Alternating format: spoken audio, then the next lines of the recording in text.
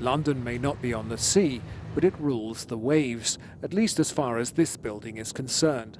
It's the HQ of the International Maritime Organization. And outside today, protesters who want the rules changed.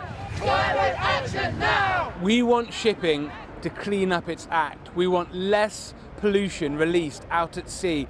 And also here, people who claim that diesel fumes from ships could soon be polluting parts of London. The air quality in Greenwich is terrible at the moment.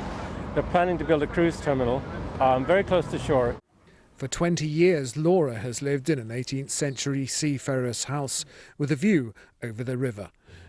But she says if plans go ahead for a cruise ship terminal just a few hundred yards away, it could ruin her life. I seriously worry about whether I'm going to be able to carry on living here, whether I'll be able to open my windows in the summer.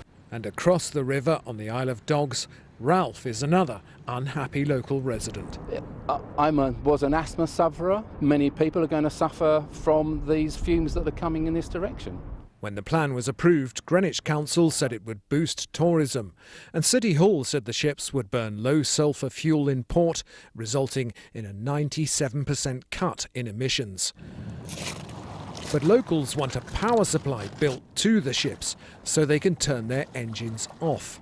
And the local MP agrees. The solution is shore-to-ship power, which is essentially that the cruise liner vessels that come into this port would plug into an electric power source rather than sitting in the Thames and powering themselves off their own engines. They'll drop a big cable, it will run all the way to the shore side, and they will plug into a big socket. Well, Greenwich Council says it knows a number of people feel passionately about this issue, and it will ensure that the conditions and obligations put in place by the planning board are honoured by the developer. Whatever the economic benefits to London may be, there are those who'll keep fighting to ensure any environmental costs are not forgotten. Gareth Furby, BBC London News.